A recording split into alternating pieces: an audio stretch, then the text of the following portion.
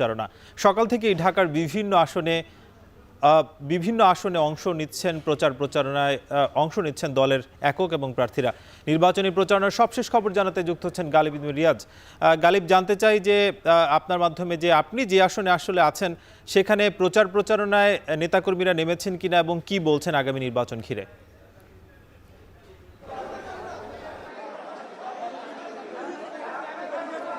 এবার একটু ভিন্নধর্মী প্রচারণা দিয়ে ত্রয়োদশ জাতীয় সংসদ নির্বাচনের প্রচারণা শুরু হলো, কারণ এবারে আচরণবিধিতে সব থেকে বড় যে বিধিনিষেধটি এসেছে সেটি হচ্ছে যে কোনো ধরনের পোস্টার কিন্তু আমরা রাস্তায় দেখিনি। অর্থাৎ গতকালকে যে প্রতীক বরাদ্দ দেওয়া হয়েছে তারপর আজকে থেকে যে আনুষ্ঠানিক প্রচারণা, আমরা রাস্তায় এখন পর্যন্ত কোনো পোস্টার দেখিনি।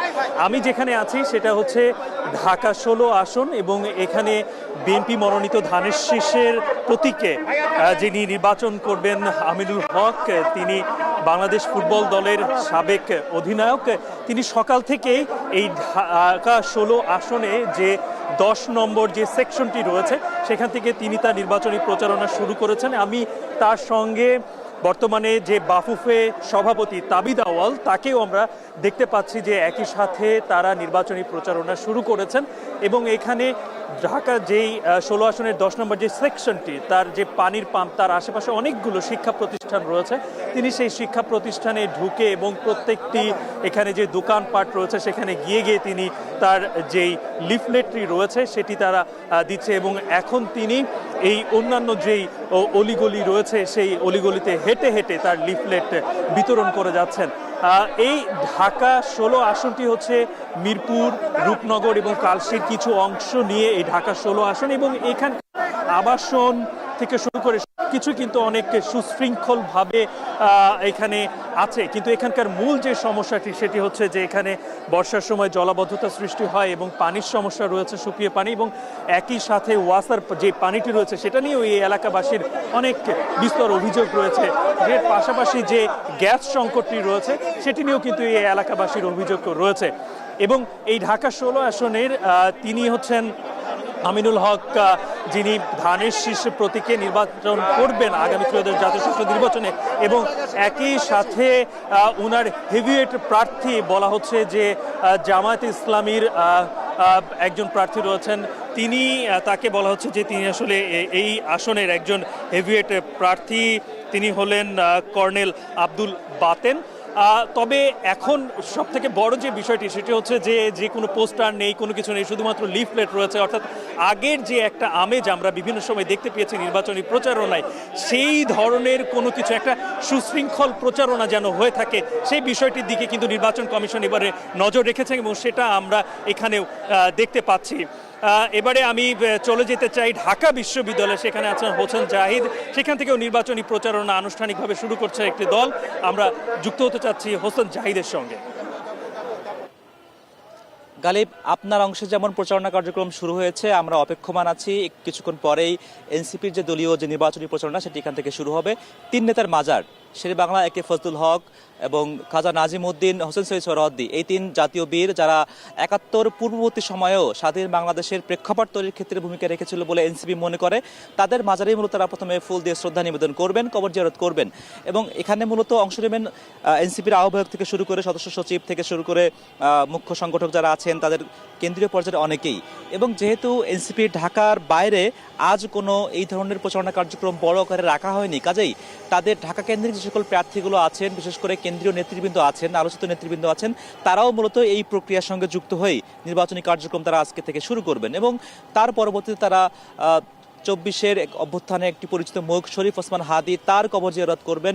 এবং সেখানেও তারা গণমাধ্যমের সঙ্গে কথা বলার পরবর্তী সময়ে পায়ে হেঁটে পদযাত্রা করে তারা প্রেস ক্লাবের দিকে অগ্রসর হওয়ার কথা রয়েছে। যদিও তারাও একটি নির্বাচনী গাড়ি কিংবা নির্বাচনী প্রচারণা গাড়িও ব্যবহার করার কথা রয়েছে, কাজেই তাদের সেই পদযাত্রা হবে নাকি গাড়ি যাত্রা হবে আমরা এখনো নিশ্চিত নই। কিন্তু আজকের এই কর্মসূচির মাধ্যমেই এনসিপির ঢাকা পর্যায়ের যে সকল প্রার্থীরা আছেন তারা কিন্তু এই কার্যক্রমের মধ্য দিয়ে তারা আজকে প্রচারণা শুরু করছেন। আমরা চেষ্টা করছি সমগ্র ঢাকা জুড়েই যারা যারা প্রচারণায় নামছেন তাদের খবর রাখতে। আমাদের আরেক সহকর্মী সানি মৃধা সদরঘাট এলাকায় আছেন, তিনি জানাবেন সেখানকার নির্বাচনী প্রচারণার খবর। সানি, আপনার এলাকায় নির্বাচনী প্রচারণার কি খবর আছে?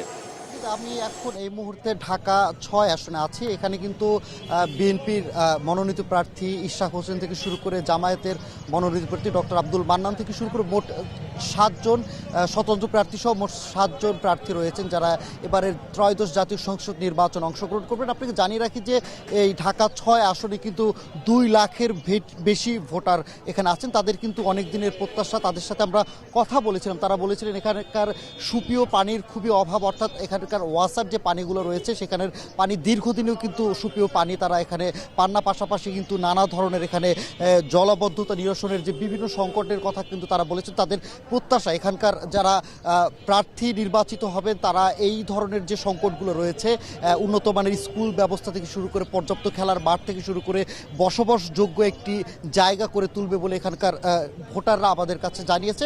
পাশাপাশি আমরা সকালবেলায় যখন বের হয়েছিলাম তখন রাজধানীর এই আসনের গ্যান্ডারিয়া ধূপখোলা মাঠের ওইখানে কিন্তু আমরা লক্ষ্য করতে পেরেছি যে জামায়াতের যিনি মনোনীত প্রার্থী ছিলেন ডক্টর আব্দুল মান্নান, তিনি কিন্তু তার প্রচারণা চালিয়েছেন। উনি বিভিন্ন লিফলেট বিতরণের পাশাপাশি কিন্তু তিনি বলেছেন যে এখানকার যারা যেসব সংকটগুলো রয়েছে সেই সংকট নিরসনে তিনি কাজ করতে চান। পাশাপাশি কিন্তু এখানকার আরও যে স্বতন্ত্র প্রার্থীরা রয়েছেন তাদের এখন পর্যন্ত প্রচারণার খুব বেশি একটি লক্ষ্য করা যায়নি। তবে আমরা এই মুহূর্তে এখন যেখানে আছি যে সদরঘাটের বাটার মোড় যে জায়গাটিতে বলে, এখান থেকেই কিন্তু আনুষ্ঠানিকভাবে যাত্রা শুরু করবে বিএনপির মনোনীত যিনি প্রার্থী রয়েছেন ইশরাক হোসেন 6 আসনের।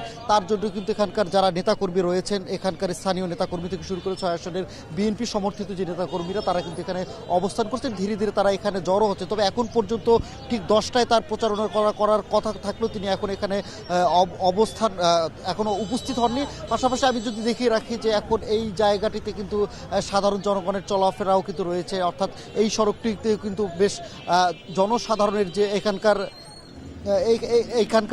এখানকার যে লোকজন আছে তারাও কিন্তু এখানে আমরা তাদের সাথে কথা বলার চেষ্টা করেছি। তারাও বলেছে যে যেহেতু এই সদরঘাটের এই আশপাশের এলাকায় বিভিন্ন ব্যবসায়িক প্রতিষ্ঠান রয়েছে, ইসলামী কাপড় চোপড়ের মার্কেট থেকে শুরু করে বিভিন্ন যে ব্যবসা প্রতিষ্ঠান রয়েছে সেই ব্যবসা প্রতিষ্ঠানের আধুনিকায়ন থেকে শুরু করে যে ধরনের সুযোগ সুবিধা উপযুক্ত করার ব্যবসার উপযোগী পরিবেশ তৈরিতেও তারা আগামীর যারা নির্বাচিত প্রার্থী হবেন তারা কাজ করবেন। তো নাজমুস সাকিব, এই ছিল আসলে ঢাকা 6 আসনের নির্বাচন প্রচারণের সবশেষ খবর আমার কাছে।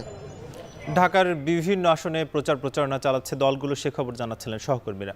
এই মুহূর্তে